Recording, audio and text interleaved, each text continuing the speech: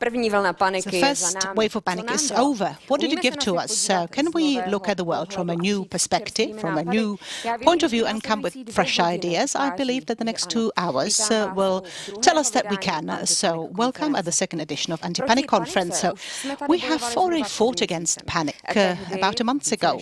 Then about more than 6,000 viewers were following the discussion of 11 speakers together with 100 leaders across all the boards. Madeleine Albright, the former Secretary of State of the USA, warned then against the danger of simple solutions, and she has called for firms and companies and the state to be intertwined. The importance of communication and intertwining was highlighted by Dirk Spitzer from the Association of Industry, who sees in the current situation a bigger chance to accelerate the introduction of Industry 4.0. And there was again importance of digital transformation by Tatiana Lemoine from Google, who has pointed out that this is a breakthrough time, and she has appreciated a great number of unbelievable new showpiece areas by Czechs.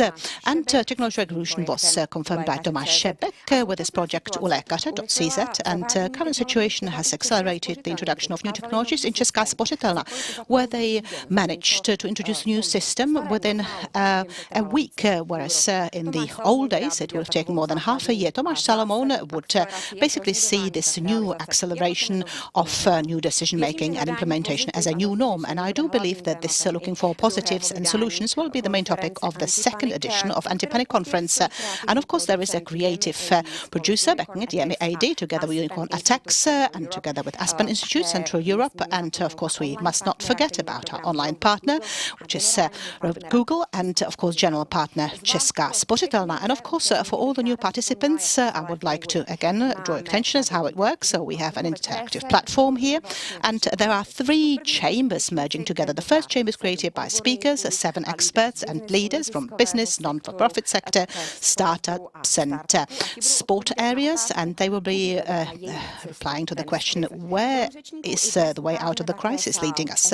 And of course there is a whole of Essential 100, where there are personalities from the main social, scientific and economic potential and influence on our country, and they will have the chance to influence this debate by their questions and queries, and of course by polling and voting. And of course in the third virtual hall there's all of you sitting who have registered and logged in, and of course you can ask your questions during the whole streaming, and this is found on antipanic.live www, and of course you will find the recording of this conference, and of course all the conclusions of this conference. You can of course ask questions against Slido, and you can do hashtag #Antipanic_Live as well.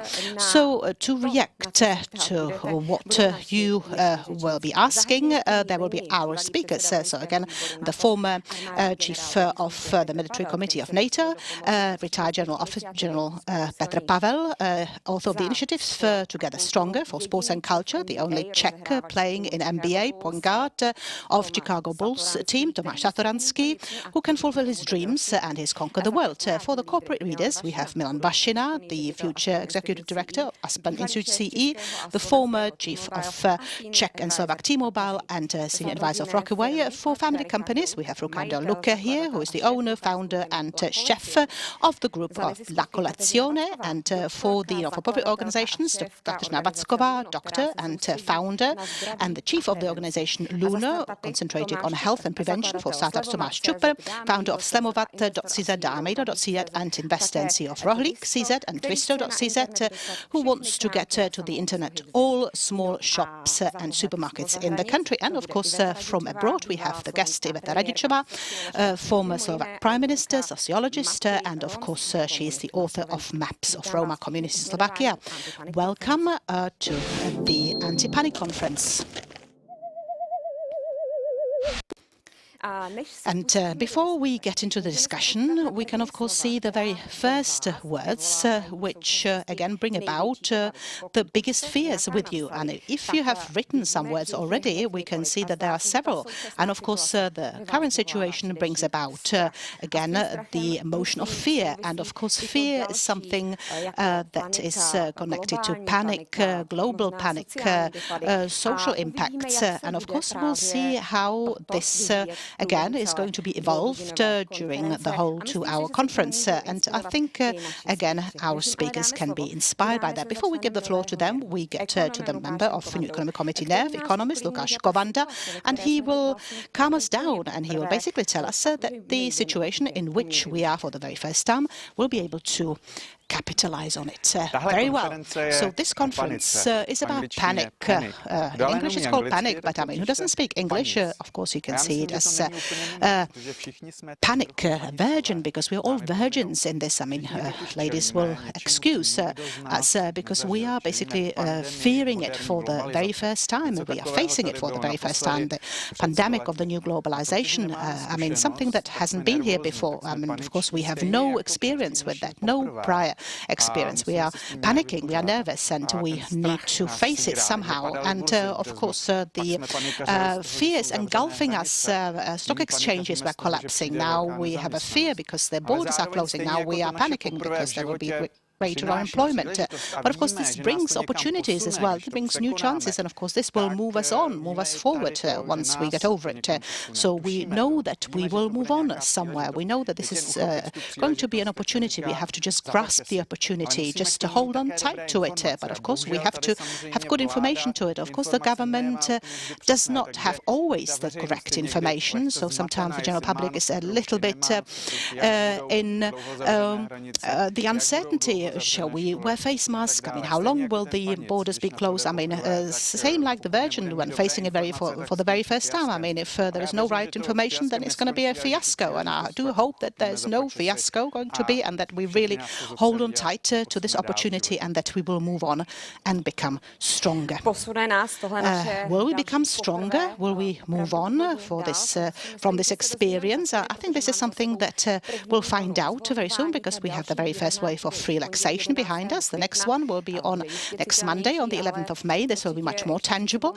But I mean, of course, we have a long way to go still until everything goes running to 100%. And I'm not saying to the normal times, because who knows what the new norm will be. But this is what our guests will be discussing about. And I have only one question for them to start with. And I would like to ask you to be very specific and to stick to the time limit of 2 minutes. So what, during the times of pandemic, has brought the biggest panic? When it comes to General Petr Pavel, I would like to ask him. So I think you, General, do not really fall into panic. But anyway, what has really made you nervous recently? Good afternoon to everybody. Well, I do not represent the front line here. I mean, I think I'm a retired person already, and I very much like to support those in the front line. Now, I would like to say that it would be really bad, I mean, if the generals were falling into the state of panic because there was no shot fired just yet. And I mean, I didn't really fall into panicking fears, because I was trying to be sober and try to just see it with sobriety, and I mean, just do it as I did for the whole of my life. And we got into the situation which created an impression as if there was an apocalypse coming up, a huge deluge after which there won't be anything. Whereas if we look at the numbers, and now we are being massaged with those numbers from all possible parts, if we compare it to all the other bad things that go hand in hand with us, such as, for example, traffic incidents, cancer, or cardiac diseases. I mean, the situation that we have to face is not much more dramatic. But of course, I don't really want to make it any lighter. But I mean, again, we have to see it with a cool mind, cool-headedly, and we have to be sober and not to succumb to panic, because panic and fear are really making us completely lame, and then darken our minds. And I must say that most of our people were behaving very constructively, very rationally, with clear minds, and I think this has really moved us on from the first stage of the crisis so successfully as we did. So Petr Pavel has again pointed out to several topics that we will be dealing with, and now we go over to Tomáš Satoranský. Satoranský, a 2-meter guy with a fresh born baby, and perhaps is this the reason, Tomáš, why you could have gone through the stage of panic? Because, I mean, of course, you live with your new family in the United States, and you cannot execute the job that is quite common for you. Good afternoon, and thank you very much for the invitation. I have to agree with what the General was saying in the beginning, because I'm not one of those people who would easily succumb to panic in situations like these. But of course, if you have a family, I mean, then your entire situation is changed. But I have to admit that I'm slightly nervous from the times of uncertainty, because I don't know how to adjust my preparation, whether the season will go on or not, or when the new season will start. But I think I'm a person who likes to be adaptable, and I'm adapting very quickly, and I was looking for new positive things. And in our sports is basically that people complain that they don't have time to do certain things, and I think this is exactly a perfect start. So Tomáš Satoranský is with us. I'm sure he's connected, but unfortunately the connection got a bit lost. It doesn't matter, but I'm sure that we'll be able to talk to him about it. So let's now talk to Milan Vašina. Milan, you are an advisor of online business with Investor Group, and on the other hand, I mean, of course, you advise on tourism or travel industry. I mean, is there something that has really derailed you?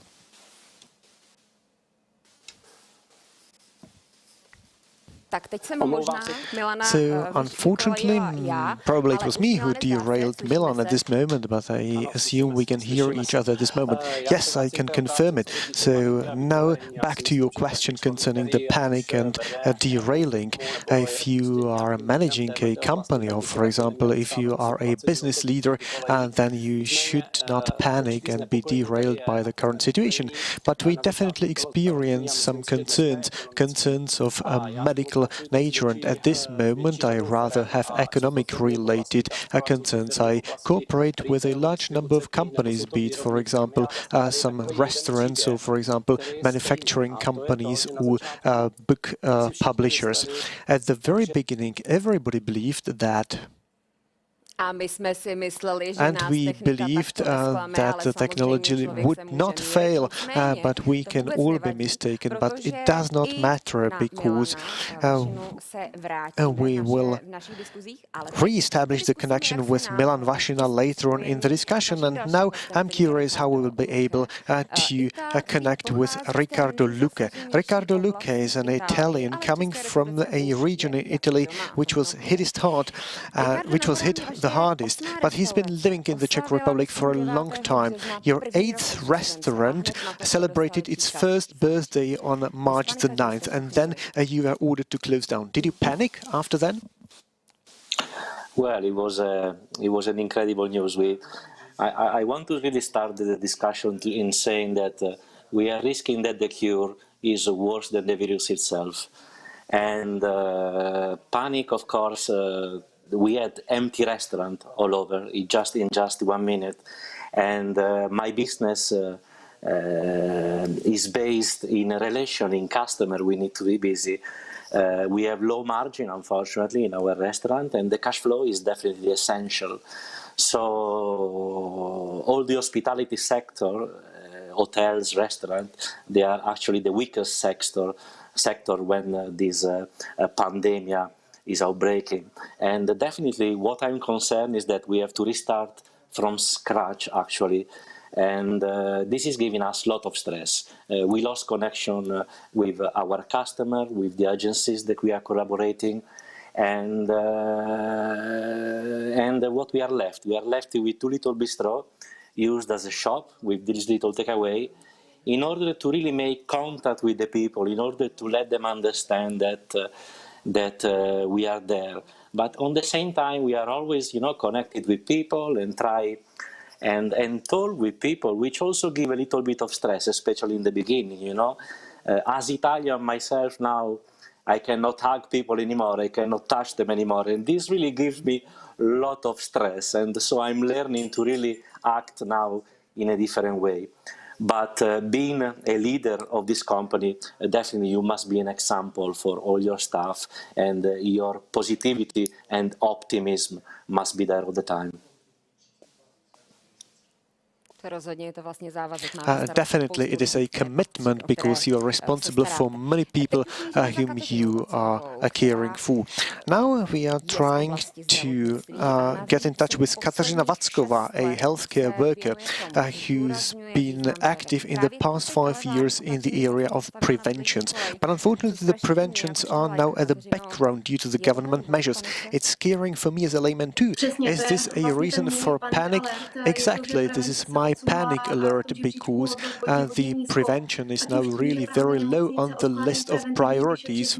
For example, the hospitals have been now rearranging the appointments of the patients, and if you have a preventive medical checkup, then you have a new appointment in the autumn. And for example, many people are very much afraid of going to hospital because of the contagion, and they keep asking us questions if they should go, for example, to the screening, etc. And it's very worrying for me. And we also organize seminars in companies, and we did realize that there will be many cuts in this area, in the area of education and health benefits. And unfortunately, we will return back in time because recently the employers have been paying attention to the health and prevention. And as far as the schools are concerned, we will have to catch up, for example, with the knowledge in geography, etc. But unfortunately, the prevention concerning the transmission of some sex diseases will rather be neglected. As a founder of a non-for-profit organization, I'm also very much worried about the shrinking financial means that will be available to us. So first, the priorities have changed and people now emphasize less the prevention, and second, we can see that the money is getting tighter. Tomáš Čupr is the next guest. Tomáš, in the past few weeks, I've had the feeling that you did not suffer from panic at all. But on the other hand, did you not get the feeling as if you, for example, missed on this great chance? Hello to all of you. So this was probably not what was on my mind.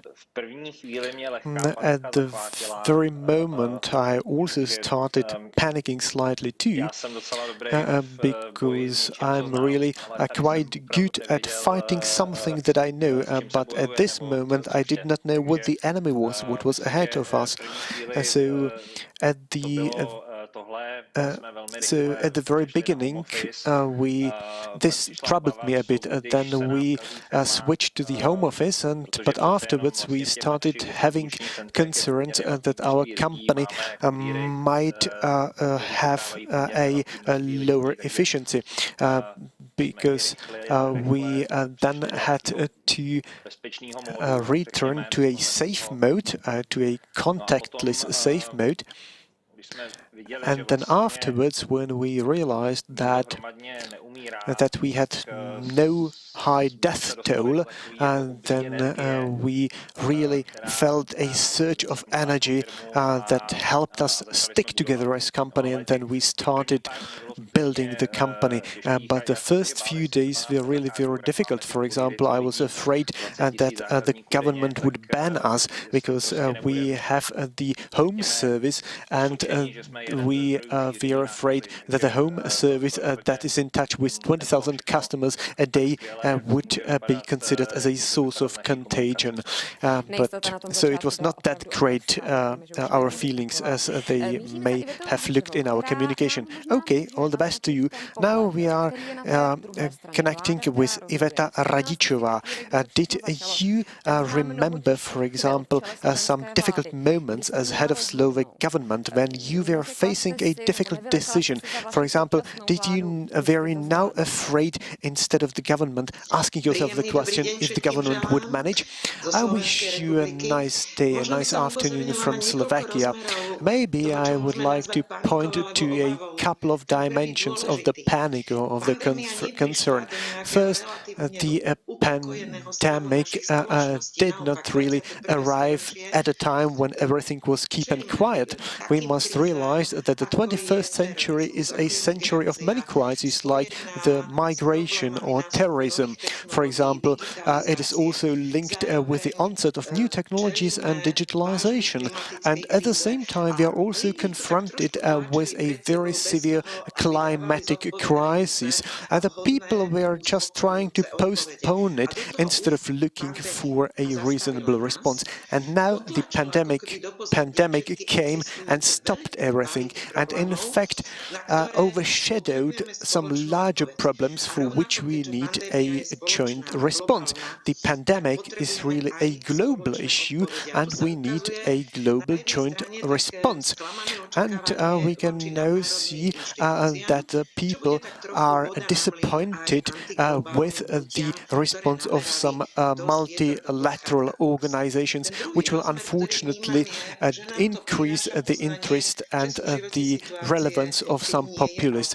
But on the other hand, there are some situations when there is no other alternative, and you must respect it because it is a life-threatening situation which may threaten your health as well. And then you start relaxing, you conciliate with the situation, you come to terms with the situation. I believe that at this moment we started realizing which jobs are really of absolute importance, and we must really say that we have forgotten about those important jobs. And we must realize that, for example, if there is no connection, we will not communicate at all. And we must realize that we need energy supplies, that we need water, soap, and other supplies for the hygiene measures. And these are jobs that cannot be done from at home or online. We will get to this topic later on when we will be looking for the heroes of the day. But please be very brief, very concise, because your time is now running out. But I would like to mention the personal dimension, and that was the change of giving classes at university. There are some things that you can really do online, but for example, if you want to gain some professional experience as a future journalist, then you can't really learn it online. You are all watching the Anti-Panic Conference 2.0. So if you have logged in with a slight delay, don't worry. Everything that is going to be heard, that will be visually done and put down by Marcela Jaňčková as a sketch note, and you can see it, and you can see it behind me on the wall. And I mean, these are the very first outputs after the first few minutes. And everybody who gets logged in on www.Antipanic Live, I mean, you get your sketch notes in the emails, and of course through this I mean, you'll be able to ask questions as well during this conference, and you'll be able to vote as well. So many organizations, teams and individuals have recently embarked on a way of looking for new pathways, looking for new talents, looking for new synergies, and one of the examples are the creators of this conference, and they will take us backstage into this conference. So Anti-Panic platform is the result of work of 30 experts from 5 different teams. This idea came into being as a merger of Unicorn Attacks and our team. So before the pandemic, we have prepared campaigns and strategies for our clients, but with the crisis, we realized that the best and important will be to share information and don't succumb to panic. First stage of the conference is planning, and this is happening right now and right here. So here, team like ours must put together a project plan where things will be happening, budget, how much things will cost, and of course a concept, which will again be visualized here on this chart. And of course then we will tick off things that we have already done. Production and part of the production is happening here in the middle of the studio. So, hello. So we really do need you alive. Hi, Pavel. Hi, everybody. So if you don't come through the doors, you have to come through the windows. So Medlav, so Pavel is a tamer of all creative producers, and he's putting together of the campaign and animations that we are using in the projects, and the animations are being done over there. Bara, she's preparing another set of animations, and of course technical production takes place here in the XLab studios.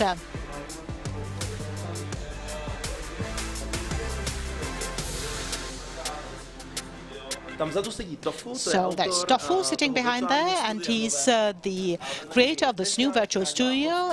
Then we have a colleague, she does graphical side, and Kobe, and he's looking into everything merging into one, everything working. Yes, exactly, so I'm B4N. So the third and last stage in this green screen studio is the actual streaming, but not like this, but like this.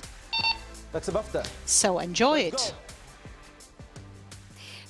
So as you can see, motivation is absolutely true and essential for this team. But how to keep motivation, this is going to be the topic of the next discussion. And of course, we have 3 topics of discussion today. The first 2 are already given. And the third topic will be decided by the 100 leaders. And of course, under ideas folder in the Slido app, I mean, you can again write down the topic that you would like to talk about with our guest speakers in more detail in the third part of our conference. And of course, you can again attach a like to somebody else.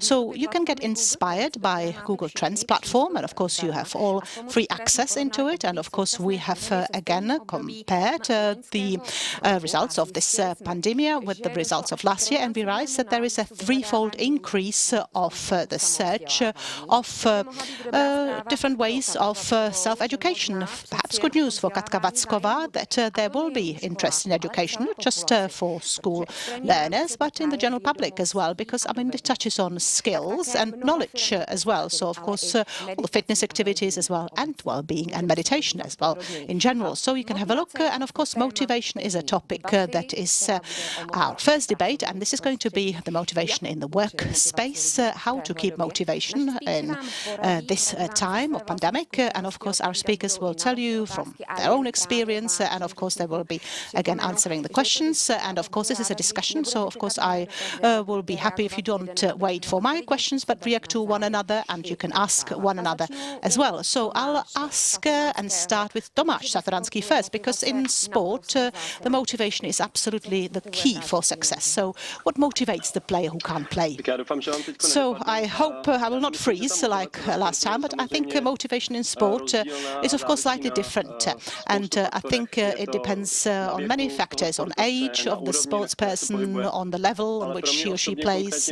But I think for me the biggest motivation from the very beginning was that I would become better every day, so that I would be the best eventually. And my coach was always saying, well, if there's Christmas, it's always best time to train, because not too many people train at Christmas, and now you have the chance to get better and to be better than your competitors. And I think this is exactly the time like Christmas. So I think, you know, people in sports should basically should not be losing the motivation. They should be looking for ways of how to improve, and the time is there for them now. And I do hope that they carry on like this. So I think this is exactly the case of many of our guests here who have used this situation now when everybody else is waiting and not really doing anything, and they're waiting for the shotgun, which hasn't really started yet because the countdown is not yet happening.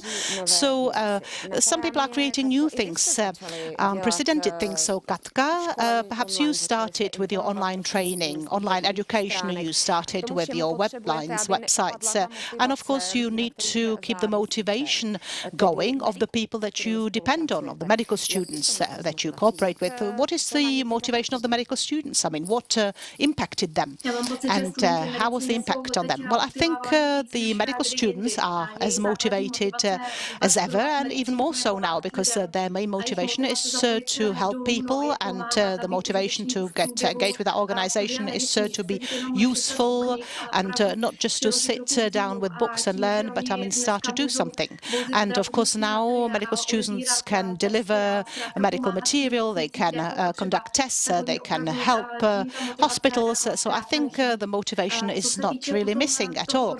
And I think when it comes to the Olga team of all the non-medics in our organization, I mean they always had the motivation, and it was always clearly set out, and I mean they want to make and change the world for the better, and I think this is very true, and I think this is what represents the main message of the non-for-profit organizations, and I think this is important in the moments when you have really cut down on wages and people have nothing else left now. So we are very happy that we have very strong foundations and that we can really base our motivation on it. So how to motivate people in the non-for-profit sector when the non-for-profit sector is losing the sponsors now?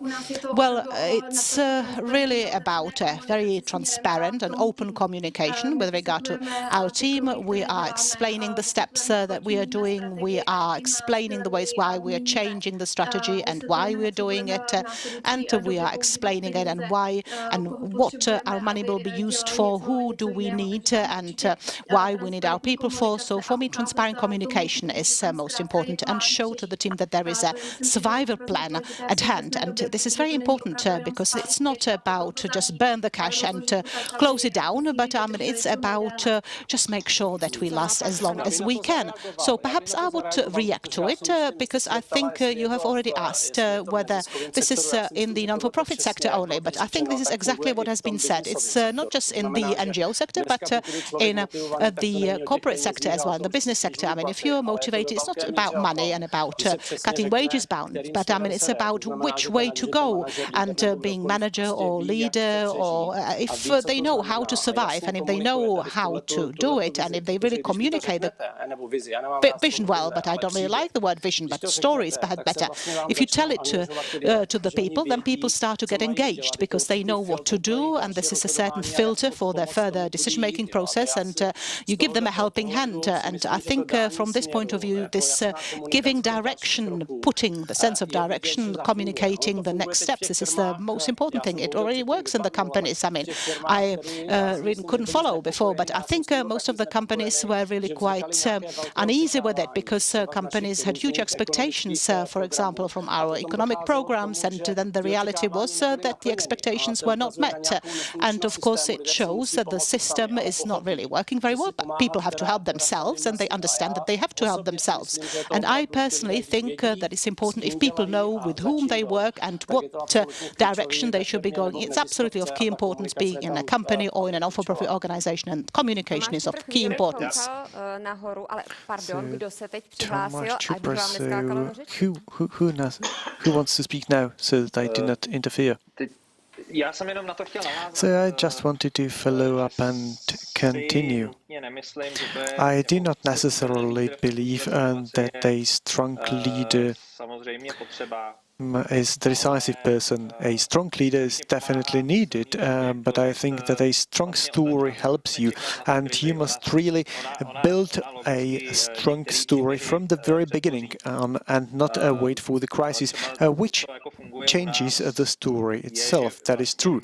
But what I can say about Rohlik is that we found the sense of our doing at the very beginning. So after some travels at the very beginning, when we did not know what was ahead of us, then we just felt a surge of energy. I do realize that if we were on the other side of the battlefield, then the energy would probably be very much the same. And if there are any lessons learned, then I would claim that really only strong companies with a clear purpose will survive these larger crises. Ricardo was nodding his head. I assume that you have the person with the story, but you were also talking about the fact that this current situation is disturbing your relation with your customers. How are your people now coping with the crisis, and how are you stimulating hope in your people? Well, that's actually the biggest part of our daily job.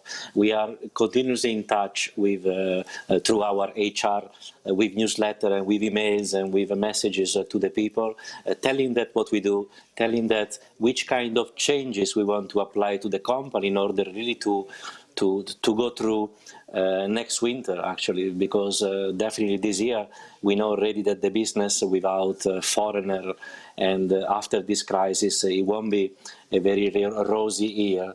But what is very important for me is that they know that we care.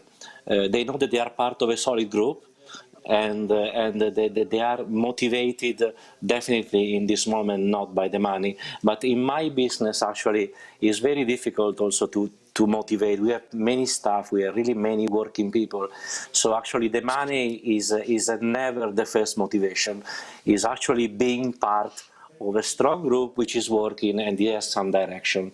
That's what I'm thinking.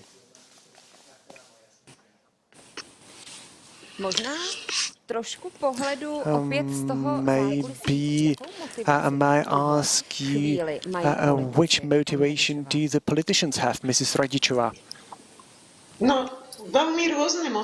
So the politicians have different sources of motivation because we cannot view the politicians as if there was only one single group, because only 79 countries worldwide live in democracy.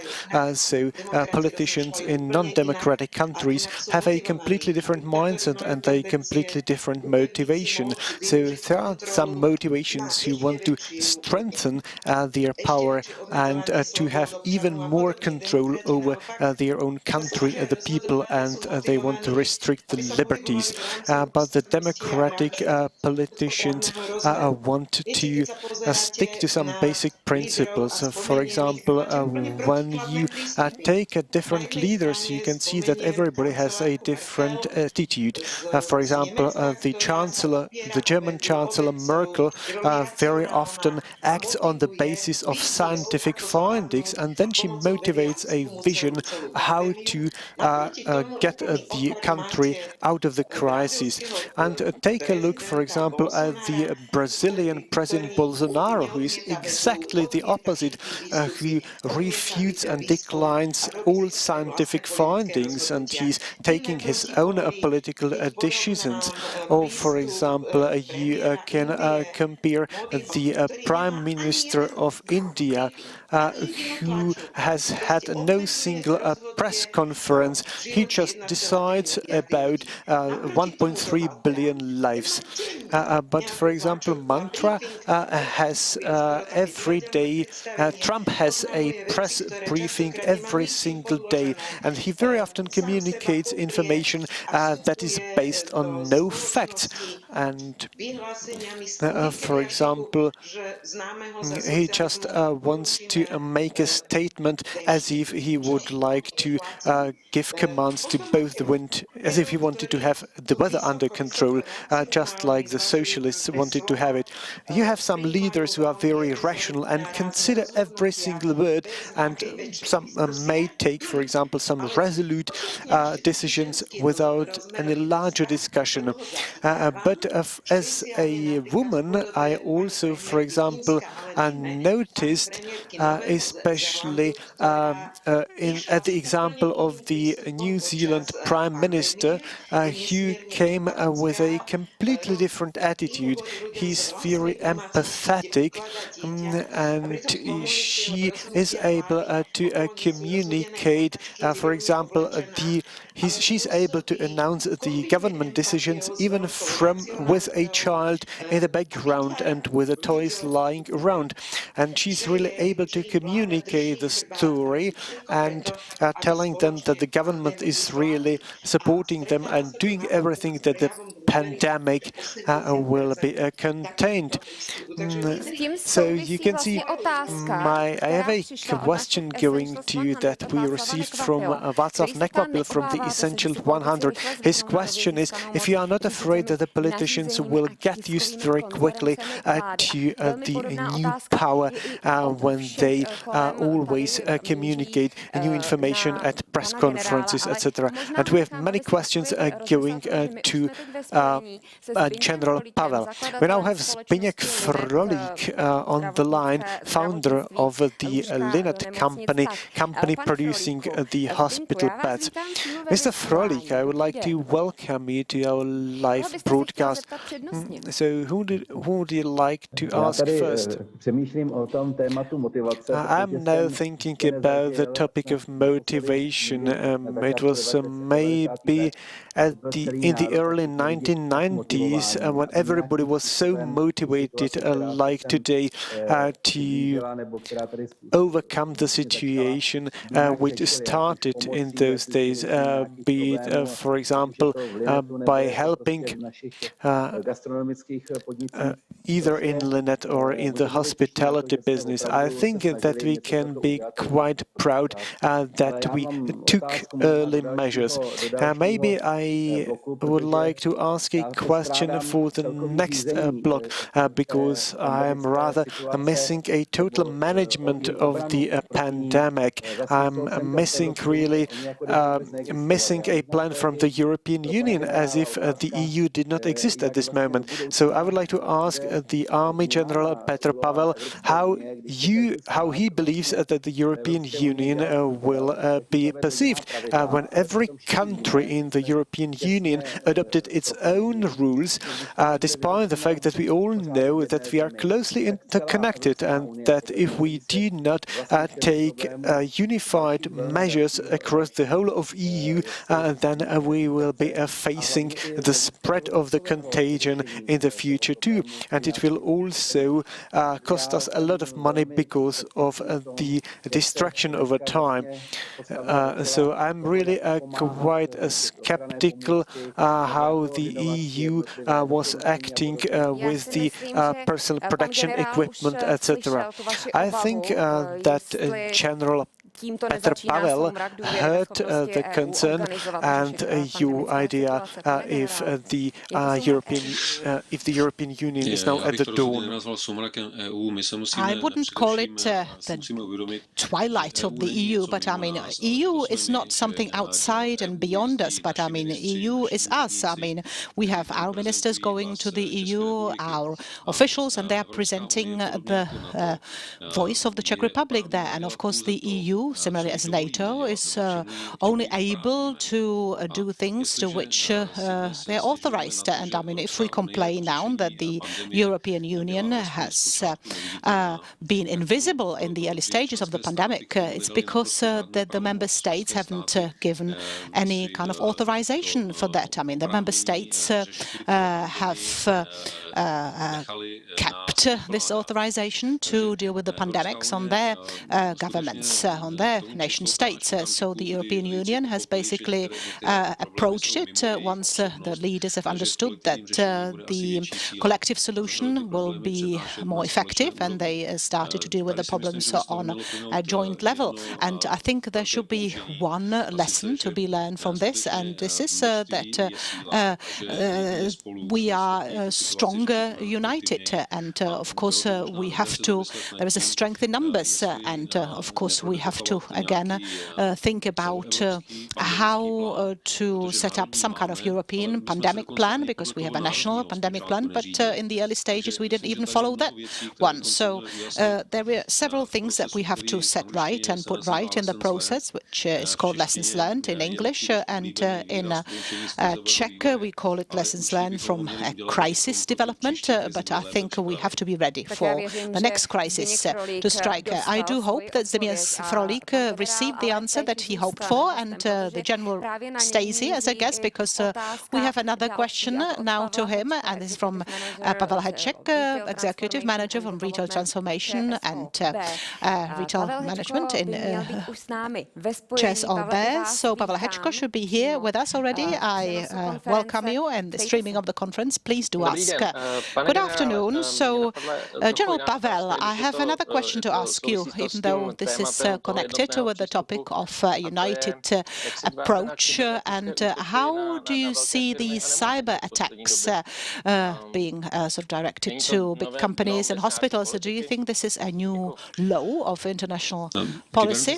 Well, cyber attacks, I must say, against institutions such as hospitals are act of hyenism. I mean, even in the times of peace. And if we have now a situation, regardless which country we come from or system we come from, I mean, they are even worse. And I mean, they should be absolutely very strictly condemned. And I think if we have the chance to reveal the origin of these cyber attacks, and if we manage to do it in this particular case, and this does manage with a certain time delay always, then I think we should absolutely condemn the behavior of a country from which this attack was stemming. I mean, either because they have either managed this attack directly, or they let it loose, that they basically didn't react to it. But in any case, connection was lost. So hopefully we are not under cyber attack in the connection with General Pavel, because the connection was lost. But hopefully you got the gist of the message, and there is a number of questions. So I basically now turn to other guests, and be happy if anybody of you would react. The question from Tatiana Leboň from Google. I mean, what can we do from the mobilization of talents and potential of this country, so that even after the pandemic will basically stay a prosperous country? So what did you do to get the best out of the people that you have? So whoever wishes to reply. So Tomáš Čupr is smiling. It's up to you now. It's yours. So hi, Tanya. So I'm not sure whether we really should mobilize, because I must say that I got the feeling from the last weeks that the talent got mobilized itself to a large degree. And if it's a real talent, then I think the newly tapped and discovered energy and strength and power that will come along with it, this will then be used in order to improve and better the competitiveness of their own entity, and hence competitiveness of the whole Czech Republic. But I mean, of course, I'm not quite sure whether this question is directed to me, but I mean, of course, we can ask Tanya. I mean, Tanya, you can, of course, ask more, of course. Thank you very much. Well, I'm very happy for the fact that this country has really reacted so well, and especially the people. And I would really hope and wish for it to last, so that it would kickstart the society for some kind of vision. I mean, sorry if somebody doesn't like the word, but I mean, to make sure that we really do make use of the full potential this country has. And I'm absolutely convinced about it in the long-term perspective. And I really do hope that it will accelerate our development further. And so we hope that this doesn't get lost. We should really nurture it. We should nourish it. And we should really start to influence the big things, and to make sure that we stick together, that we are showing more solidarity, and that we basically go in the direction of strong Europe. Because this will be important. So just very quickly, I will react to this. I must say, Tanya, that there won't be anything else left to us. I mean, that's the only thing that will come out of it, because I think the fact that many people realize the strength of the digital world, of modern economy, I mean, this is something which is beyond any doubt. But of course, what can happen, that because of neglected help to certain companies and to many companies, whereas in the surrounding countries, I mean, they did it much better, that our companies will not be competitive enough. And of course, these are not digital companies, but I mean, these are companies of the old industry. And of course, something new will have to start up, because I mean, the stacks or the chimneys will not be built anymore, because I mean, there will be, of course, countries ahead of us already. Anybody else would like to react to the question of Tatiana Lemoyne? Milan Bashina was already mentioned. Well, I can react to it as well. So, and Katka was putting her hand up as well. So we have several reactions. So we have very little time. But Milan, if you could please start.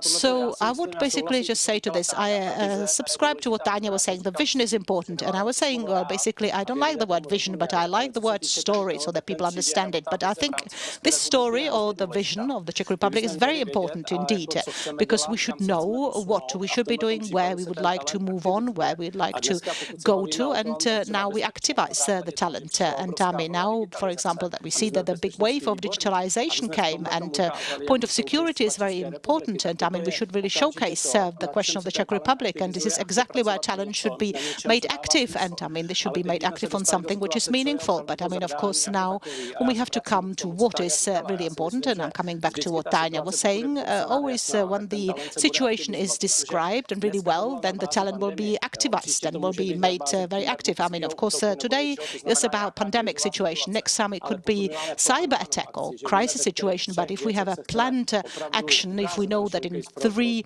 areas we'd like to showcase our vision for the world, this is then possible. Katka, what would you like to say? Well, I would like to say, perhaps just what is important is the acceleration of the learning process of what we have seen so far. For example, in the healthcare, we can see young doctors, I mean, who have really started their activity, and in the context of few days, I mean, they even started to make sure that their safety is already guaranteed, that the digital safety and security is guaranteed as well. So I again would like to say that we would like to make sure that their education is again safeguarded, and we would like to make sure that they can go on and proceed and not to go back into the old normality, but try to start. And what Mr. Pavel will say, so I already said lessons learned process is important. And what is important is that we have seen many bright lights in terms of wonderful initiatives and wonderful ideas. And we have to nourish these initiatives, and again we have to have lessons learned from this. I mean, if there is a hitch with these, or there are some problems with these initiatives, and unless we do quick changes, I mean, these bright lights will disappear, and we'd have to reinvent them again next time. So it'll be a big shame, because I mean, now we have it in our vivid memory, and I mean, everything's still in us, and I mean, this kick-starting process is with us. So we would we should make use of it, and we should try to capitalize on all the changes, and again try to simplify the way for change and capitalize on it. I mean, this is wonderful. I mean, let's get not back into the old norm and take the best from the new situation, and let's import it. So fine. Now, Essential 100 guests were asking our speakers, and now we'll be asking you. But I mean, of course, we'll be asking you all. But primarily, it's about finding out in the next 30 seconds from all Essential 100 participants what you think about the question that sounds. What should the leaders consider as a priority until the time when the situation is calmed down? First, keep the cost to a minimum. Digitalize the company is B, and C is to keep key people. You can again put this to vote. I mean, you Essential 100, and you can see what you have opted for. And of course, you all who are watching this conference on Anti-Panic Live can put your ideas to vote. And of course, your results could be changed until Sunday lunchtime. So, of course, we'll have a much more representative idea. So who is putting their ideas to vote? I mean, everybody who has accepted the invitation to Essential 100, where they're representatives of science, culture, professionals with all the economic or social impact on the Czech Republic. William R. Lobkowicz, for example, the representative of the new generation of Lobkowicz family, House of Lobkowicz. And of course, as we said already, Tatiana Lamon, CEO of Google. And of course, we have Pavel Řehák here, the founder of Direct Group and CEO of Vigo Investments. And we have Martin Hurkacek here, asset manager from the RSJ Investment. And of course, the 30 seconds will be used now, and they have run out now, and for Essential 100 and for all our speakers. Again, I would like to stop the voting process, and again, we can see what you have chosen within the short period of time. And the most essential for you is C, which is to keep key people. So it's not about the cost too much. I mean, this is on the third place, only 3% attached to it. So this is about investment into the important things. The important things are digitalization, 18%, but nearly 80% they appreciate the key people most. We can compare it with what all of you, with what those who are watching the conference at this moment believe. So I have the feeling, or I at least judge, that we are now watched by the people from the business sector who realize that the key personnel is really of the utmost importance. But the percentage that you can see from your left-hand side perspective will change over time because you can continue voting on the homepage www.antipanic.live until Sunday noon. So the results of the voting can change.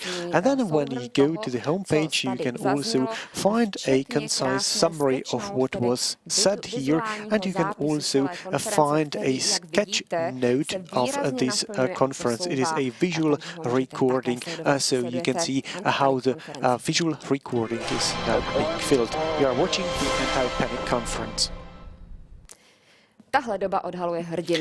This time shows heroes. Very often these heroes did not know that they were heroes, be it, for example, the healthcare workers or the firefighters or volunteers helping senior citizens, or, for example, those who now make shields and face masks, or, for example, teachers who have now gone digital and have become YouTubers recording educational videos. But I believe that there are many more heroes who deserve an acknowledgement and respect, and that is why we will now hand over to our guest, and they will only have one single minute to tell us whom they consider to be the greatest hero. It can be a hero, a person, firm, company, institution, or government. So the first to answer will be General Petr Pavel.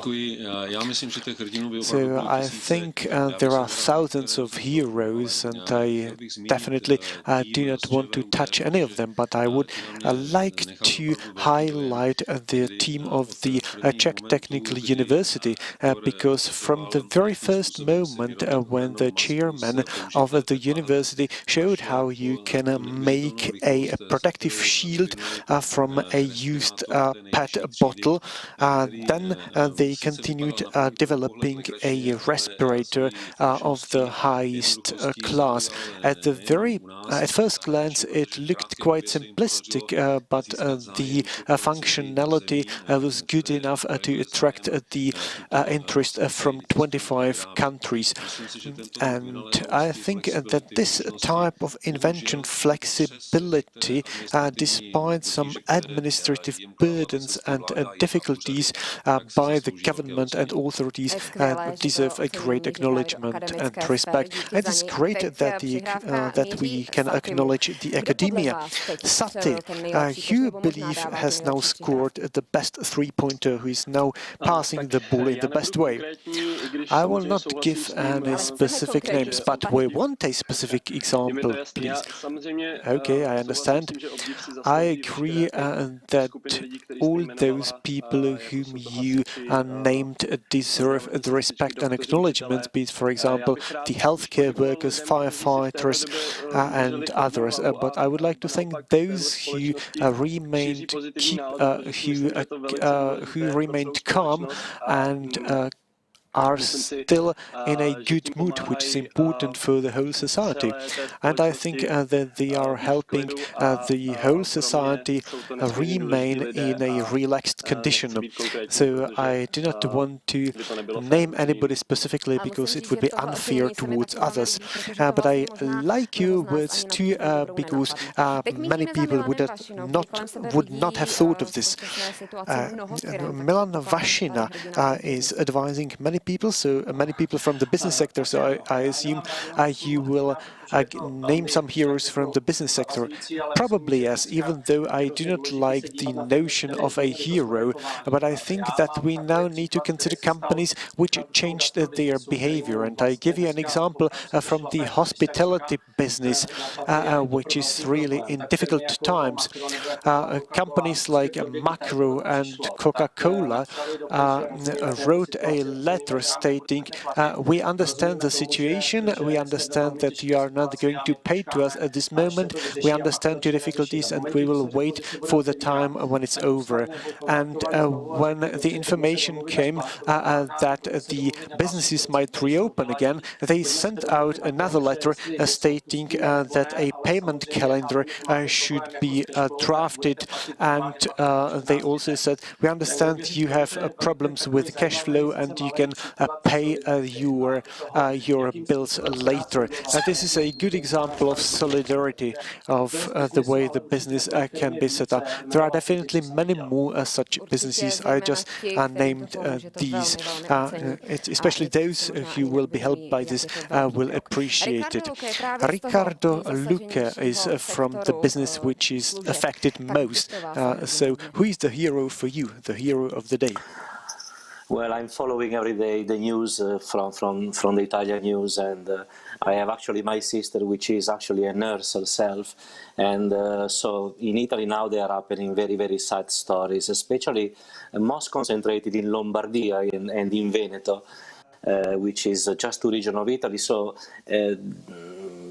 daily nowadays, I mean, they had a peak of 700, 800 dead people per day. So my heroes in this moment is definitely all the doctors and the nurses, especially the ones that were working in this area, and they didn't have actually necessary equipment.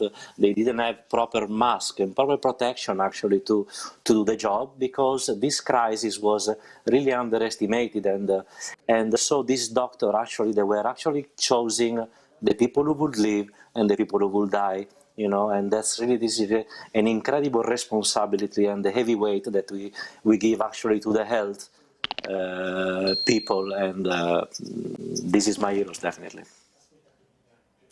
We would like to thank you for your words, and now I'm asking Kateřina Vacková. She's a hero herself because she beat cancer and then she started helping other people. Where do you see now the heroes of the past few days? It is definitely the heads, bosses of the non-for-profit organization who are not giving up, who are aware of their values and are able to say no in these days, because we are now also in a crisis mode, but we are very happy that the most important people did not give up. When you, for example, start negotiating with your partners, then you see that many are now making void their commitments and stopping their money. So very often they only were concerned about their logo. It's quite important for an organization and its value system to know when to say no. I think that the leaders of the not-for-profit organizations are the heroes because they still stick to the basic principles and values when they know when to say no. Tomáš Čupr will have his heroes too. Maybe the heroes may be some keepers, owners of small stores and shops in the countryside who may be now opening their online sales. Or will you give a hero from a completely different field? It would be difficult to name one single sector because such a wave of solidarity and help has not been here before during my life. And I do not know if people older than I am have experienced such a wave of solidarity. We witnessed how the people were making face masks or face shields, how people were helping senior citizens, and it was really without profit. And it's extremely difficult to say who had a greater merit for the society. I think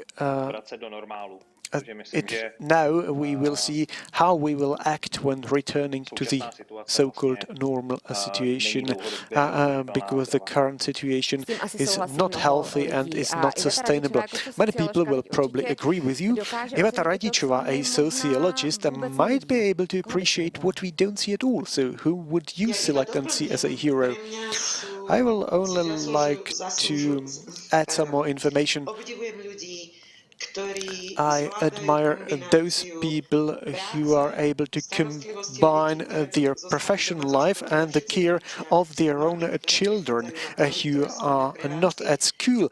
So it is especially parents who also need to make sure that the mood in the family is still good. And I very much admire older people living alone because in fact they are in an isolation, in a home arrest, and they cannot leave their houses. And it must be very difficult for them in terms of their psyche. And I very much admire psychologists who started helping the people with depressions and some other mental problems due to solitude. And I also admire those politicians who are able to disseminate hope and to calm the situation down. So thank you. I admire the heroes, and I thank you from the Anti-Panic Conference. So the heroes are shown in difficult times, and we can now see what the difficult times can be in the future. So what are the biggest threats for the future, so that you opt for them on the www.antipanic.live from the very beginning of the debate. And we can see that this is fear, that we really fear. This is, of course, again, the disinformation and again, the crisis and fall of our economy, and again, this is again fake news. This is basically something that has been mentioned very often. So again, wrong decision. Again, wrong decision can be another aspect which was made under the influence of panic or fear, and of course about incorrect decisions which are influenced by emotions. Again, Milan Vašina, in the beginning, you are advising investment company with a wide portfolio. I already mentioned it, but I mean, of course, you have the biggest travel agency there, which is, of course, on point zero now. Of course, they don't know what the future holds. How can you keep cold-headed decisions now? Of course, when we decide, when we make our decisions, we always have emotions present. I mean, of course, emotions are there. But if we do make decisions, then we have to today concentrate on good information, on data, and good pool of people. So, I mean, in this particular case, it's not possible that one single person will make a decision and have an impact on the fates of different people. And I mean, it's important to validate this information by a large number of people, and then we have to discuss it and decide about different variants of solutions. And of course, what is important right now is a very important part that brings about emotions, and this is media, the role of media, the responsibility of media as well for making sure that the information is correct. Because I mean, all the browsers, I mean, that will show basically all this validity of the reports, and I mean, media should really look for news that are correct, and any kind of low quality of information in the media. And I mean, this was again contributed to the panic, and that was basically only one part of this, and that was the healthcare side of things. And of course, in the second stage of our work is to work on different kinds of solutions. How deep will the crisis be?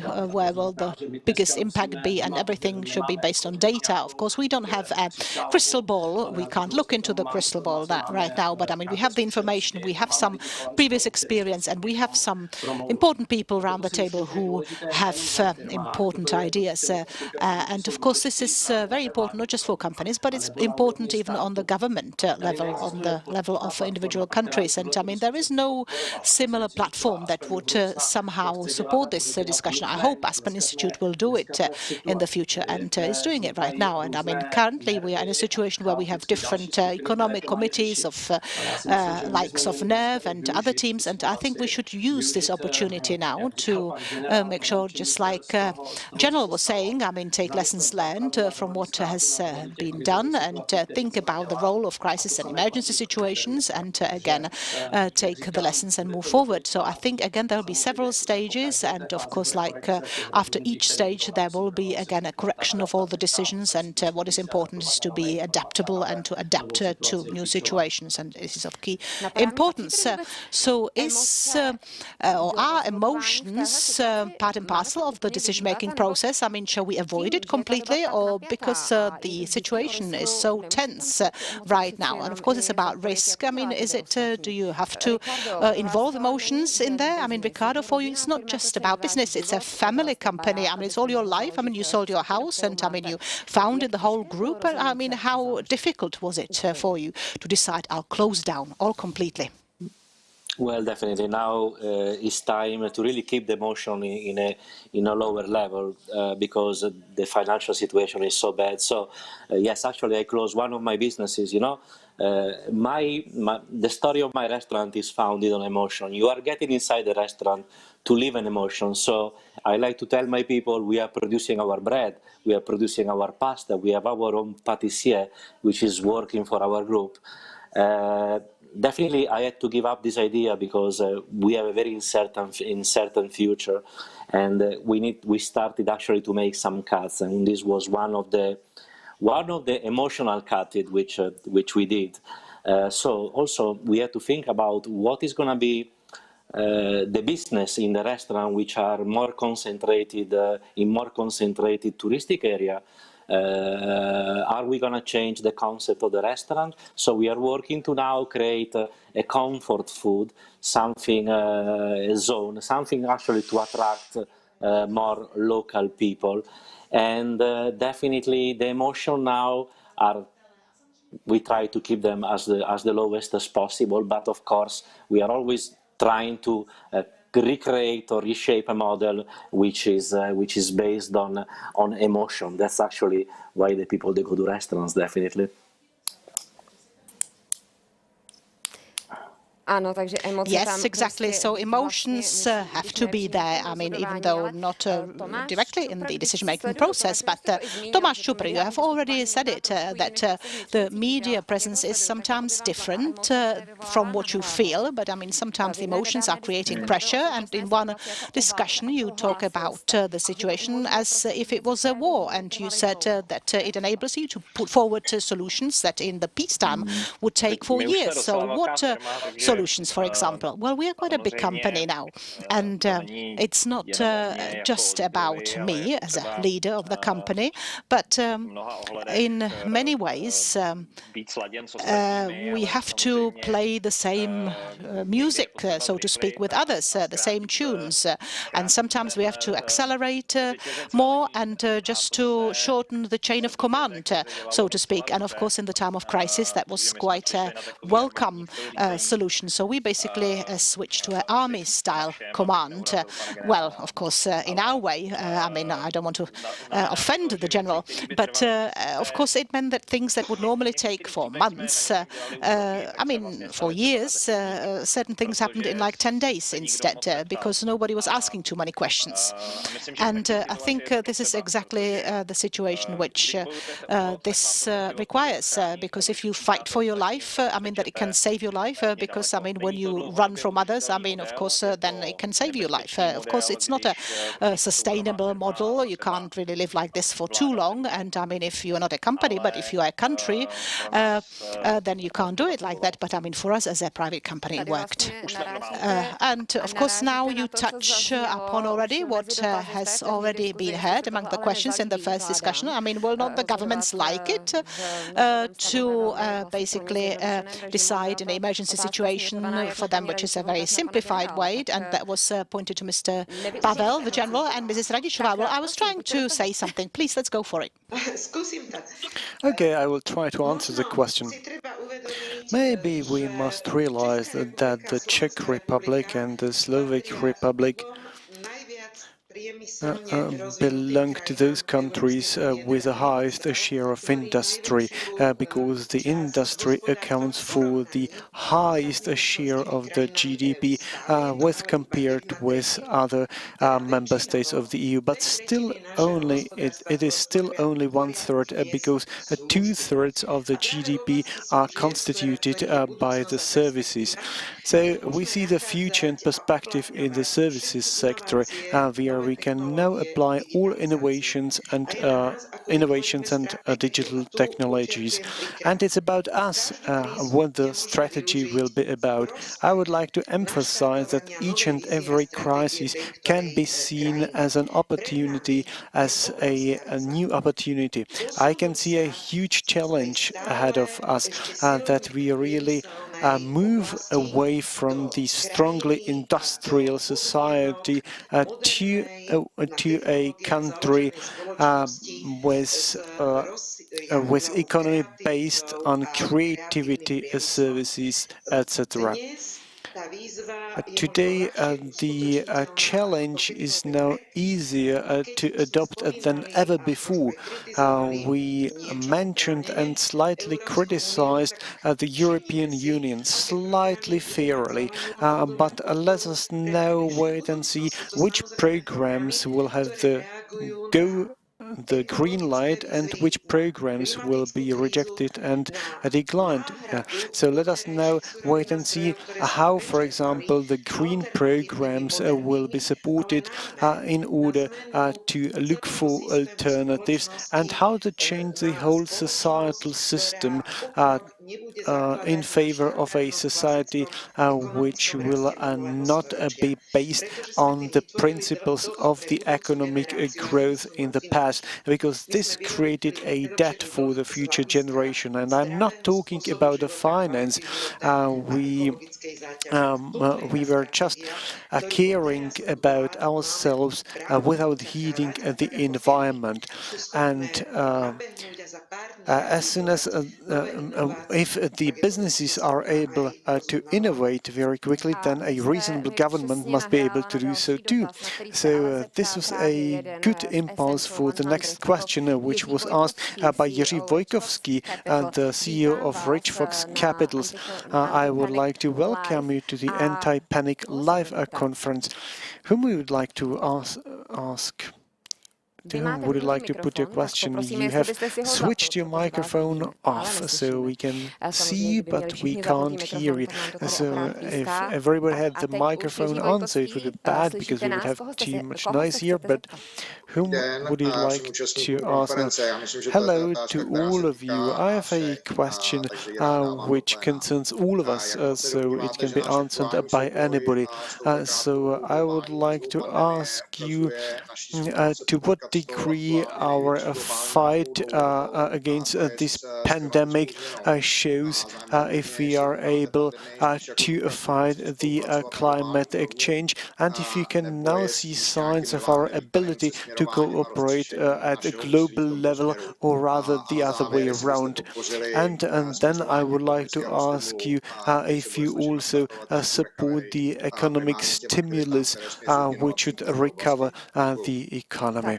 If the stimulus should rather be focused on these areas I have just named. So I assume that more of you will now want to answer. So let us start with the climate issue. It is not the first question of this type, because the climate issue was opened here even before Mrs. Radichova associated the pandemic with the climate too. So if you allow me, I would like to elaborate on it in the following sentence. The climate change is really a major, a substantial, a significant challenge. But what does the return to the normal situation mean? Does it mean that we will again continue increasing the consumption and devastation of the countryside, or will we start treating the environment in a completely different manner? I think the time has come to start acting in a different manner, and many countries have used the situation as a stimulus for those sections which are environmental friendly. For example, they have started supporting alternative energies, and I believe that this is the right moment that we should use for setting a different course, so that we do away with the extensive economy without heeding the environment, because we have this debt vis-à-vis the younger generation. I really have pangs of conscience, because if our generation does not make a major change, then it will be too late. And I would like to urge the governments not to stimulate the economy on the principles of the last century. The question of Mr. Wojciechowski was related to economy. Oh, who wants to respond? Hello, Jirko. Jirka. V zásadě já si myslím, že aby se stala nějaká zásadní změna, tak je potřeba změnit make a major change happen, then we must make sure that the majority of the society start thinking in a different manner. I do not believe that it's only about the governments. So, for example, if we ban the coal or, for example, natural gas during the pandemic, then it would be really too great a step. But, for example, the good thing about the pandemic is that the people just realized that they can live a different life. For example, they can live without traveling, that they can have in a different consumerism, etc. I can also see people who are close to me who are better, and I think that this can change the mindset. For example, if we return to the original condition, and if we have more solar power or more electric vehicles, then it will not save the climate itself. Tomáš Čupr answered the question, and I will now sum up our second topic, and that is why I will ask you, the speakers and essential 100 guests, a question, and you can select one of four a question, and you can select one of four answers. The decision making for the people and businesses more difficult because there is no correct data about coronavirus. Second, the media is using the coronavirus incorrectly and producing reality show. C, political leaders are interpreting the coronavirus with intention to provoke a fear. Or D, the people do not follow the available information. If you are watching the recording, you can vote until Sunday noon, but now this is the moment to find out what the opinion of the Essential 100 is. Among the Essential 100, we have Jiří Schneider, the Executive Director of Aspen Institute CE, or, for example, Radek Špicar, the Chairman of the Association of Industry and Trade, or, for example, Monika Vondráková, who is the Chair of the Board of Trustees of the Neuron Foundation, and Vít Schubert, who is the CEO of Unicorn Tax. And I can now hear in my earpiece that you are now typing on your board and voting. We can now stop the voting and take a look at the result. We can see that both the public and the businessmen have difficult decision-making because the media are interpreting the data incorrectly and produce rather reality shows. But 30% of you believe that political leaders are to blame because they interpret the information with the intention to provoke a fear. And the third prevailing opinion is that there is no good information available. Let us now compare it with the opinion of those who are now connected online. It is very similar. Maybe a bit more people believe that it's difficult to get the right data because it may not exist at all.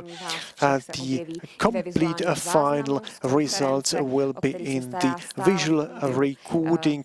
Marcela Janičková is taking care of the visual recording, and you can see that she's really having a lot of work. Thank you that you are with us. So in each of the future parts of Anti-Panic Conference, we'll have a masterclass of experts given to us and that can help us in a future decision-making process. We have now a masterclass by the author of the Message of Create Value and a very creative design person, Milan Šemelák. Hi, Misha. So I would like to show you two examples of companies and how they reacted in a situation when everything changed. So this company is selling a product. For selling the product, it has tools and it communicates towards us to purchase a product. For example, American company Ford. American Ford has new models of cars and they sell it via dealerships, and of course they launch huge marketing campaigns on TV. So what happened this year? So coronavirus came, panic struck. So new cars are not really of interest because they don't have any money, they don't really going anywhere. Dealerships are closed and millions for marketing are irrelevant because they're not justified. So what Ford did have to do in this situation when everything stopped working? It had to go back to the very beginning and they had to make sure what people need right now. They had to create a new value for their customers because brands create value in the three areas: rational values, emotional values, and then they create something bigger than me. So Ford had to think about what the customers need. Of course, customers, instead of buying a new car, they need help with financing of the current car, or they need help of how they will pay for a new car. So Ford came up with something which is called Ford Credit. So it's a rational value, and of course he helped people with specific solutions. So they basically showed them that they are partners to the people, that they can rely on each other, and they trust each other. So the value is believable, trustworthy, and this is is a brand, again, that stood by its word that they helped Americans and helped Americans in the Second World War, economic crisis, or current pandemic situation. So it started to make sense because the brand moved from the sale of cars, which nobody needs at the moment, into something which everybody needs right now. So if we have a look at the Czech market, I mean, not that we're staying with big corporations, I mean, there is a Rohlík brand here that has really made sure that this is a value brand for the customer, and the value that it creates is wonderful because Rohlík gives us a barrier-free access to quality foods and groceries, time-wise, quality-wise. I mean, this is here for us. So this is a great rational value. It is trustworthy in any kind of times that they will deliver us because this is our buddy that helps us. And one of the few companies, again, this is a company that is really saying that we can do it together because what the brand has created for the pensioners, for the business people, for common people, I mean, is tangible and can be transferred. So again, we come back to the instruments and products. I mean, Rohlík was within a short period of time able to widen its product range, so started to get to new revenues. Rohlík Bistro, for example, they started Turbo Rohlík, they started their own private brand, and again, they complemented into their tools that they are having already, and its communication is really easy, is facilitated, and I mean, is really something that can really offer itself very easily. So what to do in this situation? I mean, don't really cut down your marketing budgets. Don't do any sales or any discounts. I mean, see what you do for the people. I mean, is it really relevant? I mean, is it really something they want? And try to come up with something which is of value for them. And whoever is starting to think like this will be okay. Will be cool. And I wish you the best of luck. And I would like to give the floor back to the studio. So thank you. Thank you, Milan. So now Milan has been telling you what to do. And now we can get in touch with somebody who has been providing advice to the government. Filip Matějka studied physics at Charles University and applied mathematics on Princeton University, and he is a member of Sergei EI Neuron Award for Young Scientists, a member of the Central Emergency Committee, and he's in development to the development of the theory of rational inattention. And of course, now he will be a member of the Anti-Panic Conference. So again, there is a very quick view of what is the biggest threat now currently in this situation. And I mean, it seems that the biggest is fake news, fear, and again, something that is again bringing more and more in terms of intensity, and again, the collapse of economy, which again, or downturn of economy. And of course, you can again answer these questions and attach your importance on www.antipaniclive.com. And now we would like to welcome on our conference Filip Matějka, economist and member of the Central Emergency Committee and its economic advisory team. Philip, hello, good afternoon. Hi, Misha, good afternoon to all of you in the studio and online. So you are basically advising the government on how to do better decisions. Do they listen to you? Well, they did listen to us in the beginning, and I think we managed to be useful, to put the first direction right, to make sure that employment is kept and liquidity is guaranteed for families and for companies. And we have always basically trying to highlight the fact that everything has to be very easy, very fast. If we want to provide cash and means, I mean, then it has to be done in the time when there are biggest problems and not with a 2 months delay. And I mean, we knew that the government bureaucracy is not as flexible, so we always said this should be a mass-orientated help, and luckily the government has listened to us, and they basically said, well, this is the time for help, whereas in the financial crisis people say, no, this is not the time for help. I mean, now the situation was completely different. The help was really quite big, but unfortunately it takes a longer time, it's much more complicated, and now when the economy tries to open up, I mean, we are trying to again recommend other things. What specifically? So, as I said, in the past 6 weeks, the markets were not working at all, and that is why state interventions were necessary. But at the very beginning, we were rather sticking to the left-wing approaches, and now we should rather move on to the right-wing approaches. For example, we should rather support some guaranteed loans and let the banks decide which companies deserve help, etc. In the long-term midterm perspective, in the upcoming month, the major depression of the economy will be due to the uncertainty. So the government will have to make sure that the people will remain quiet and calm. And I think we should not embark onto any visionary things. It is quite a problem that the businesses have not got yet the money promised by the government. In the meantime, many changes have been made, and now, for example, we are still negotiating with Czech about the extension of the nuclear power plants. I think if we did not do it now, we would have more money available for those in need. Or, for example, if we did not now cancel the tax in for buying a property, then it again takes time away from you, and many businesses are now considering whether or not they will have money for paying their bills, etc. I think the direction at the beginning was the right one, but now I think we should rather be more courageous and stop visionary thinking. At this moment, we should really be the firefighters, and we should now extinguish the fire of our house. So thank you for being our guest. I will just sum it up. Let us now focus on the essentials and let the rest be. When I'm now expressing my acknowledgements, I would like to express my thanks to Yemi AD, who has organized this conference as a creative producer, then Unicorn Attacks, or for example the Aspen Institute Central Europe, Google as the online partner, and Česká spořitelna as a general partner. We are now moving on to the third topic, which was selected by the guests in the Essential 100 Hall. The most supported topic has been mentioned here already.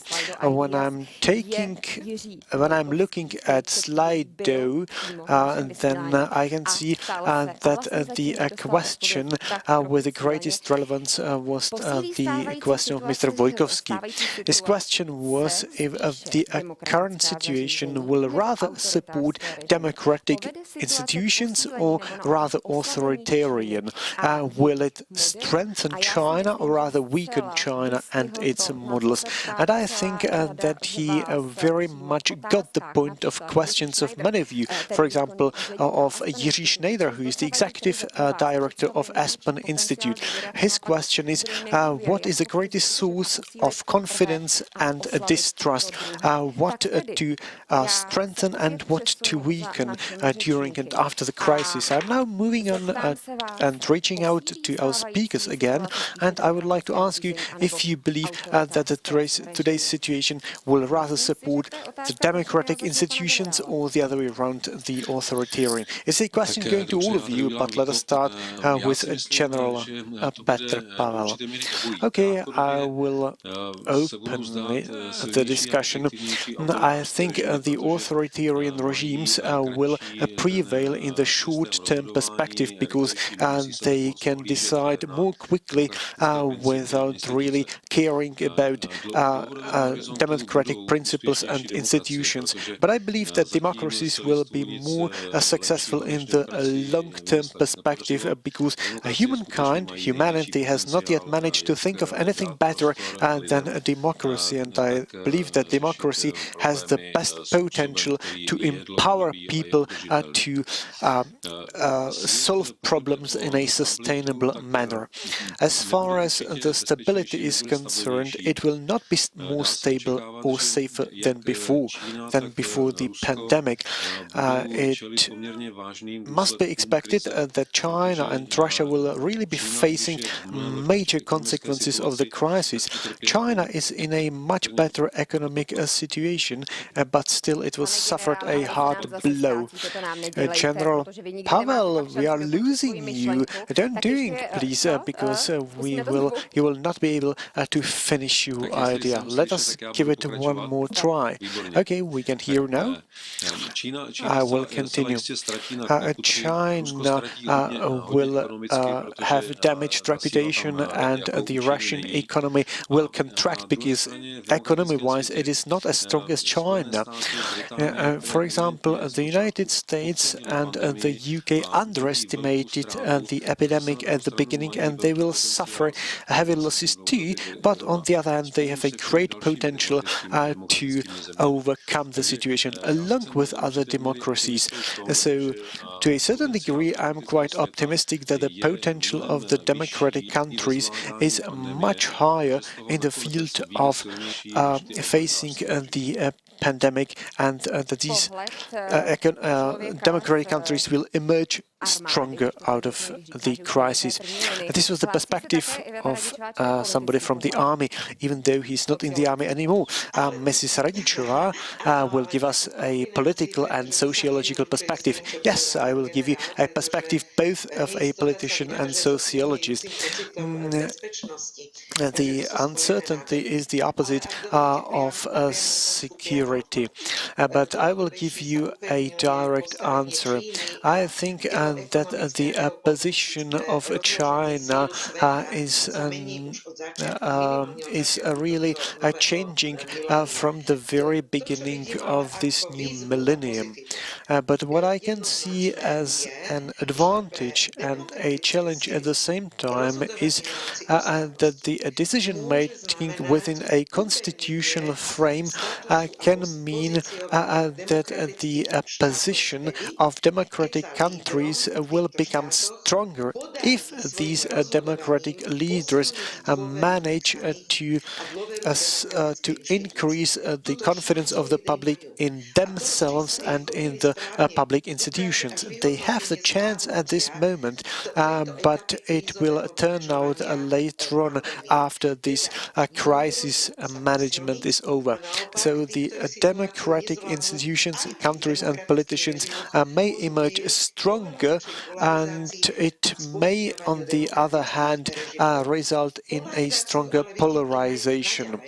I see polarization here further on, not only in the crisis management or in the response to the pandemic, but also in the strategic decision-making that will have to follow. Let us be honest to each other. This and next year, we will be fighting an economic downturn, which means that the consumer spending will go down, and there will be fewer jobs and more jobless people. And we must make sure that the competitiveness of our countries is worked on. So I do not believe with some of the previous speakers who said that we should now not focus on the long-term strategic visionary decisions. I believe that this is the right moment for setting the right strategic course for the future. So we should definitely come with some nationwide startup programs, and it is no shortcut to the global warming. I think that we have committed ourselves to fight the climate change a long time ago. I would like to thank you for the challenge. So I think we should now look for strategic responses. Many questions were associated with this issue. Hansa Gregor is now asking how the people are willing to lose their liberties. Mrs. Satoransky, you live in the United States. I would like to ask you, how do you perceive now the curtailing of personal freedom and liberties? Do you think that this might be a consequence of today's change? I think my biggest fear is, of course, what will the pandemic situation do in America in terms of employment and how the whole society will be reacting to the new situation. Because, I mean, of course, the weaknesses were revealed, the weaknesses of America, that United States are being governed federally, and of course, many states have had different approaches and different ideas as how to deal with the situation. And of course, I'm in a position of somebody who depends on the decisions of the club owners and of my employers. So for me, it's very difficult somehow to decide for myself, because I mean, of course, it depends very much on what the owners say. I mean, will the league go on, or if I come back to the very first topic that we mentioned, whether to base your decisions on emotions or whether to base your decisions on rationale. Well, I think many of the decisions from the owners were not based on rationality. I mean, you know, they were saying there should be isolated tournaments in Las Vegas, and of course, I can see that sport is a great deal to help society to restart economy.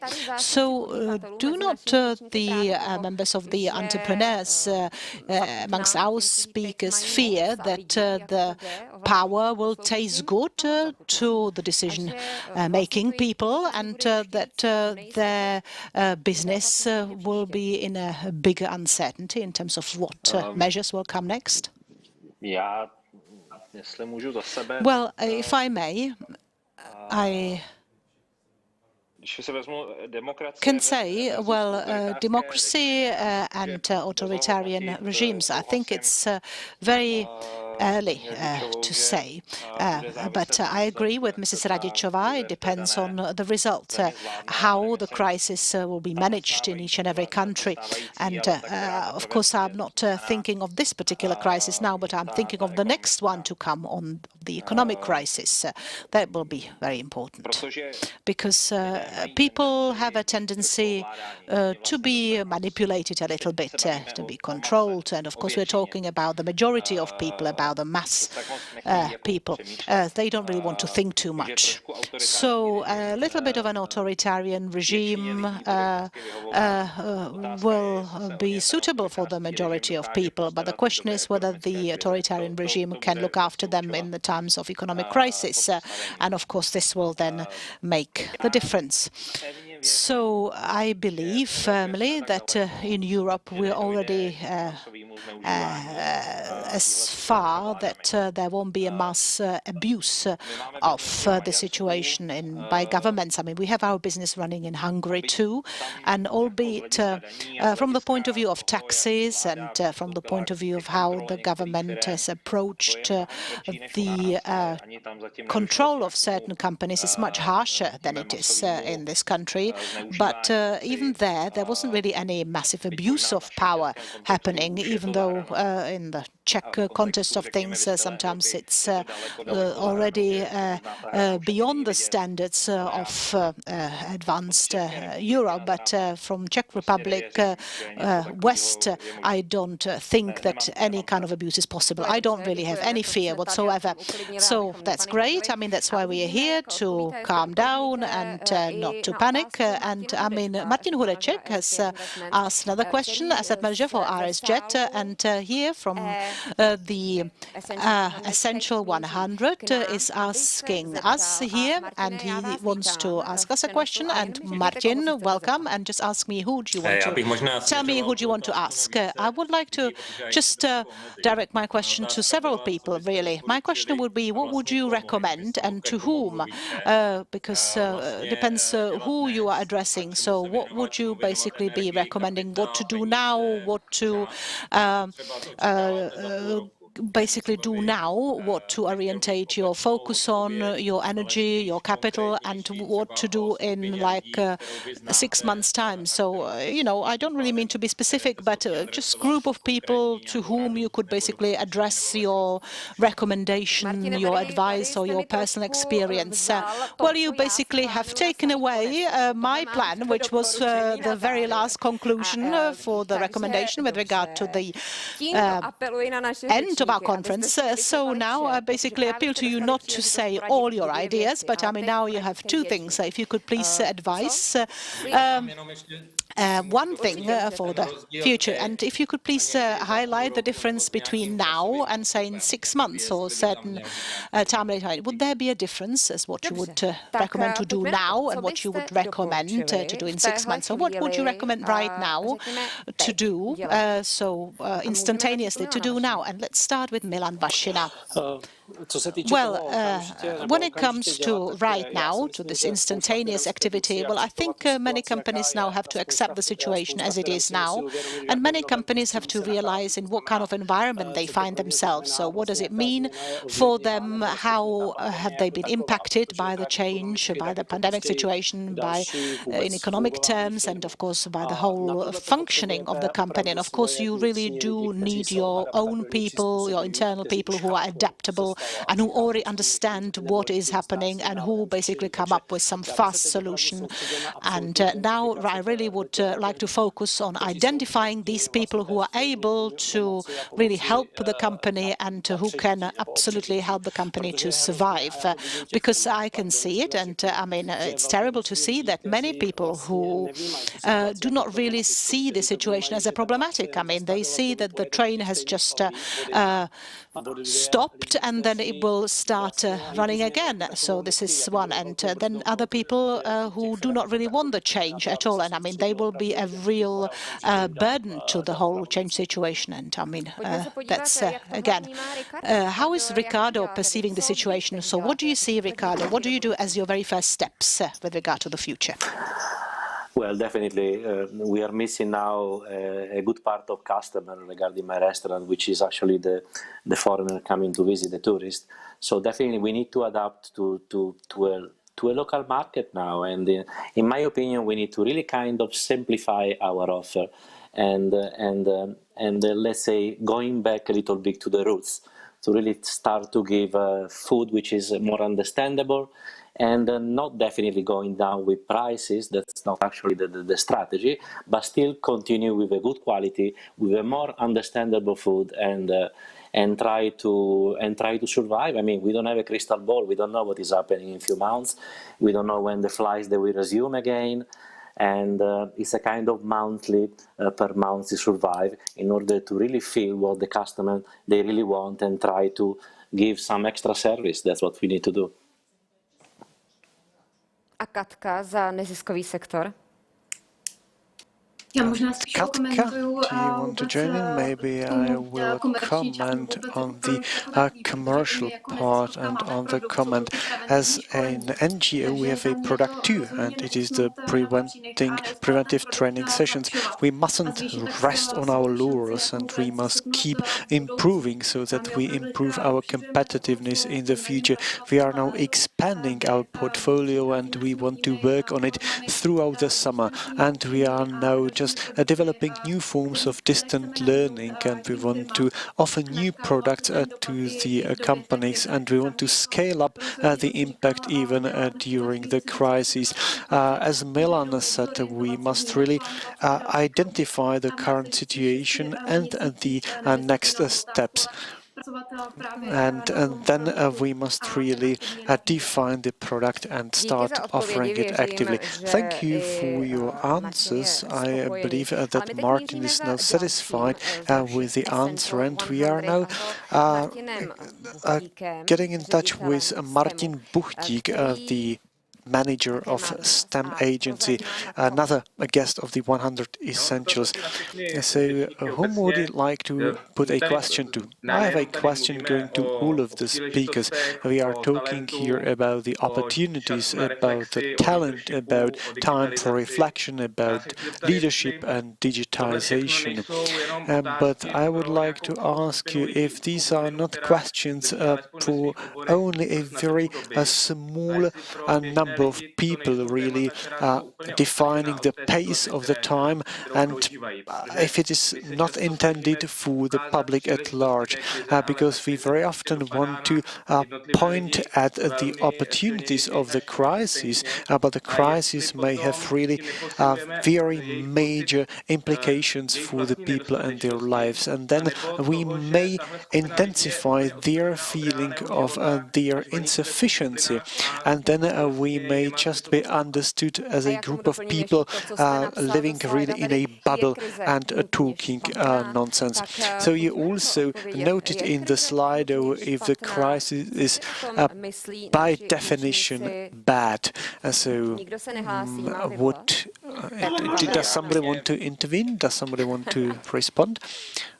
Or shall I call you? Petr Pavel raised his hand as the first time, but I can see that many of you want to join in. So Petr Pavel will start, then Tomáš Čupr will continue, and it will be then rounded off by Mrs.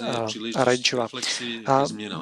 In principle, a crisis is an opportunity for changes and for reflection, and I do not believe that the topics we are discussing here are only for a small group of people. I think we could really see which use it brought. For example, the solidarity and help. The great wave of solidarity was across the whole society, but we should not limit it to the production of face masks, etc. Now we should rather focus on those who are on the outskirts of society and who might then be on the verge of a crisis. But we must make sure that everybody unlocks their potential. Well, the suggestion was if we are not in a bubble, making the impression on other people that they are not necessary at all because they are just taking care of the household and trying to keep it going. Tomáš Čupr and Mrs. Rajčová, I will be very brief. I see it in exactly the same way. A crisis is an opportunity for some cleansing, purification, and the crisis usually comes at a time when the situation is too tight. We've been talking here about a potential crisis for a couple of years, and I think that the pandemic is an accelerating is an accelerator, not the cause of the current situation. So some things need to be fixed. The diamonds very often are created under pressure, so that is why I believe this is the opportunity for finding new gems. And Mrs. Rajčová will now just extend it by a sociological view. I think the speaker was alluding to the socio-economic situation of most people. But for example, if you want to start acting intensively, and then if you are really below the poverty level, then it is quite difficult for you. The number of people living below the poverty line is getting larger, both in the Czech and Slovak Republic, and it will be a group who will need help. And the low-income groups will also be at risk, be it, for example, families with multiple children and fragmented families. And you know that it is especially the children who are mostly at risk. But we should definitely realize what the impact of the coronavirus crisis will be, because dozens of children, for example, at this moment have no access to a computer, and when they are not going to school and when they are supposed to do homeschooling without access to the internet, then the gap between them and the upper social crisis will be widening. So thank you for opening this topic and to discussing it within this bubble. But to sum up this topic, I will now ask all of you to prepare for the third question. The third question is, what is the greatest threat at this moment? Is it the spread of the contagion, business limitations, third, freedom restrictions, and fourth, political populism? Let us answer the question right now. It is the last question that we are going to vote on in this second edition of the anti-panic conference. conference. The Essential 100 guests are answering. One of the guests within the Essential 100 is Tomáš Šebek, founder of Ulékaře CZ, or Ivan Hodač, founder and president of the Aspen Institute, Tomáš Salomon, the CEO of Česká spořitelna, and Tania Vainio, the CEO of ABB Robotics. I can now see that you have taken the vote. I am now stopping the vote, and I can see that you can see the restriction of freedom and political populism as the greatest threat. But how do the remaining spectators watching the conference see it? The spectators are mostly afraid of the political populism, and the business and freedom restrictions are at par. They have received approximately the same number of votes. The spread of the virus is not seen as the greatest threat. We shall wait and see how our sketch note will record this. It shows that we will need a vision. Maybe we will talk about a vision in a moment. You are watching the second edition of the Anti-Panic Conference. So now we have the very last question and the view into the future and how to start with the next plans. I would like to hear one sentence from all the speakers. They should fit within 30 seconds. And I will make use of the question of Tania Lemoň, who wanted to hear one sentence as a vision for the Czech Republic for the year 2050. So where do you see us? What should we focus on? Where should we be? And if you could please sum it up in one sentence, General, please. So first we should analyze everything that was accompanying us in the crisis, good or bad, and try to learn lessons from it, be flexible, fast, adapt new technologies, added value, and at everything what we can offer with our capacities, and don't look too high what we can't reach. And believe in the fact that the strength is being united with others, being the EU or being NATO, because there is no other alternative that would be better for us. Doesn't exist. So, of course, that was perfect. So, what is Tomáš Satoranský recommending to do for our future?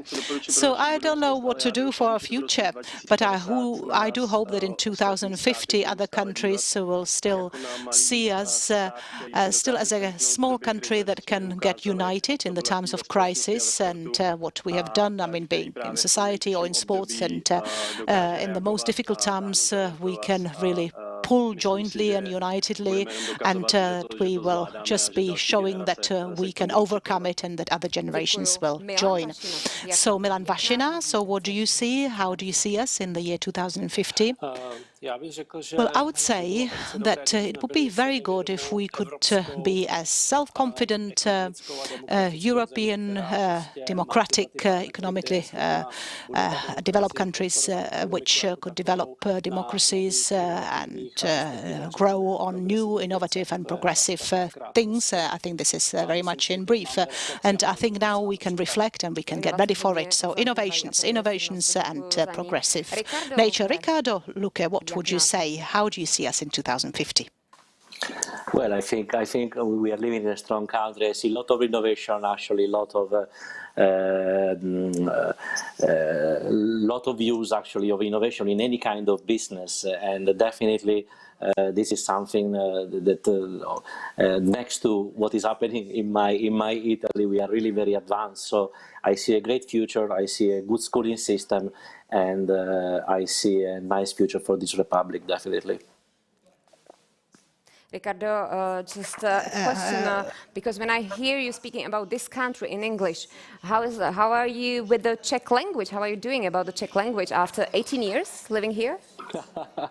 Yeah, it's actually my weakest point. You know, I speak a little bit Czech, but I wouldn't be able to really sustain such a conference. So I need actually to use the language which I know better. Apologize for that. Thank you very much. That's quite okay. My míříme za Kateřinou So let's go over to Katka Vacková. So Katka, what is necessary to do and where do you see our vision for the future? Well, I think I would hope very much that we are not a country that goes back to the old normal times, and we would very much like to be a country that built a new norm and that still NGOs would exist in the future because their work is absolutely necessary. And let's build on what we have learned and let's not give up. And I do hope that the year 2050 will be here as soon as possible. So the vision of Tomáš Čupr. Well, let's stop to be a chimney-based economy. Let's move on, let's move forward, and let's have a modern vision for what economy of Czech Republic looks like in 10 years or so. I think the future lies in technologies. That's it, period. So thank you, nice and succinct. So no stacks, no chimneys. So Iveta Radičová, what's your view? Well, of course, is how I see it. And the other thing is what I would wish for. So, of course, I'd say what I would wish for. I would wish for immensely that the respect for science and research would stay with us, at least for a moment, and the respect for professions without which we can't exist. We would just not show verbally, but in remuneration as well, and that we stop over-evaluating activities which we don't really need for everyday activities, and to make sure that the endangered people are not just the older generation, but the young generation too. So thank you very much for the discussion. Thank you to Essential 100 for their questions and queries and for their polling and voting and for all the activities on all of you Anti-Panic Live. Thank you very much to the organizers of this conference, to Unicorn Attacks, Yemi AD, to Aspen Institute C, and of course go with Google and all the online partners and general partner Česká spořitelna. And I'll just draw your attention to the fact that within 1 month we will continue, and if you don't want to miss this continuation, this follow-up conference, and if you want to be present for the selection of topics for the next debates, please do log in and do get enrolled at the www.antipanic.live, and you get a gist of all the discussions into your emails and a complete recording of this conference, the second edition of the Anti-Panic Conference. We can draw to a close, and let's not panic. All the best.